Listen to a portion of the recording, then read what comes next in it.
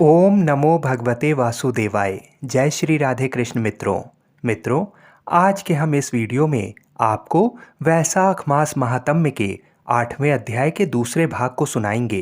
पहले भाग में आपने सुना कि कैसे स्तंभ नाम का ब्राह्मण अपनी पत्नी का अपमान करता था और वेश्याओं के चक्कर में पड़ा रहता था, किंतु जब वो अत्यधिक बीमार हो गया और वेश्या उसे छोड़कर चली गई, तब वो अपनी पत्नी से क्षमा मांगने लगा। ये कथा आपने प्रथम भाग में सुनी। आइए अब आगे के भाग की कथा को सुनते हैं। ब्राह्मण अपनी पत्नी से कहता है, सुंदरी, तुम परम पवित्र हो, मैंने तुम्हारा कुछ भी उपकार नहीं किया।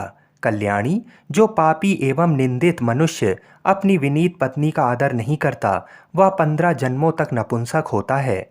महाभागे, दिन रात साधु पुरुष उसकी निंदा करते हैं।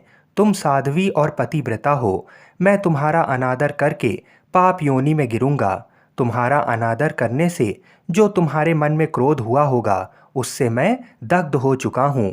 इस प्रकार अनुताप युक्त वचन कहते हुए पति से वह पतिव्रता हाथ जोड़कर बोली, प्राणनाथ, आप मेरे प्रति किए हुए व्यवहार को लेकर दुख ना माने, लज्जा का अनुभव ना करें। मेरा आपके ऊपर तनिक भी क्रोध नहीं है, जिससे आप अपने को दग्ध हुआ बतलाते हैं। पूर्व जन्म में किए हुए पाप ही इस जन्म में दुख रूप होकर आते हैं। जो उन दुखों को धैर्यपूर्वक सहन करती है, वही स्त्री साध्वी मानी जाती है और वही पुरुष श्रेष्ठ समझा जाता है।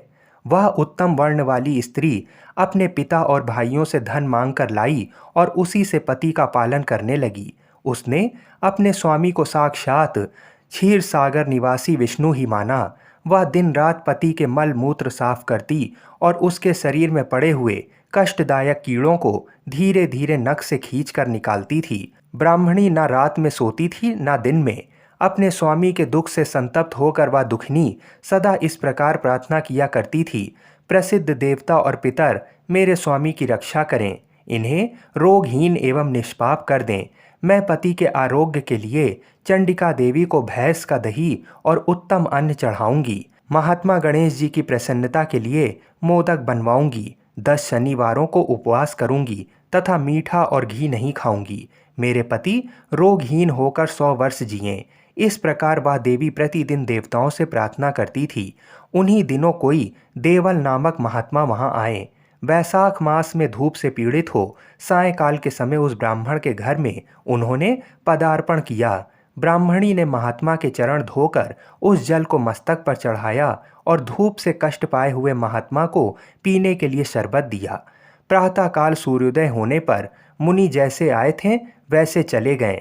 तदनंतर थोड़े ही समय में उस ब्राह्मण को सन्निपात हो गया। ब्राह्मणी सोठ, मिर्च और पीपल लेकर जब उसके मुंह में डालने लगी, तब उसने पत्नी की अंगुली काट ली। उसके दोनों दांत सहता सट गए और ब्राह्मणी की उंगली का वह कोमल खंड उसके मुंह में ही रह गया। अंगुली काटकर उस वेश्या का ही चिंतन करता हुआ वह ब्राह्मण मर गया।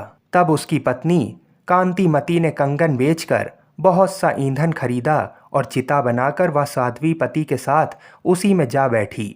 उसने पति के रोगी शरीर का गाढ़ आलिंगन करके उसके साथ अपने आप को भी चिता में जला दिया। शरीर त्याग कर वह सहसा भगवान विष्णु के धाम में चली गई। उसने वैशाख मास में जो देवल मुनि को शरबत पिलाया और उनके चरणोदक को शीश पर चढ़ाया था, उससे उसको योगी गम्य परम पद की प्राप्ति हुई। तुमने अंतकाल में वेश्या का चिंतन करते हुए शरीर त्याग किया था, इसलिए इस घोर व्याग के शरीर में आए हो और हिंसा में आसक्त हो, सबको उद्वेग में डाला करते हो।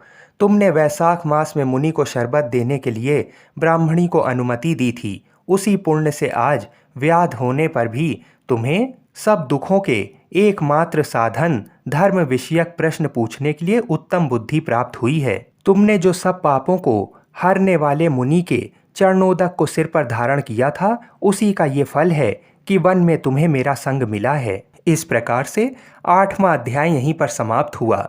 बोलिए श्री राधा कृष्ण भगवान की जय। बोलिए श्री लक्ष्मी नारायण भगवान की जय।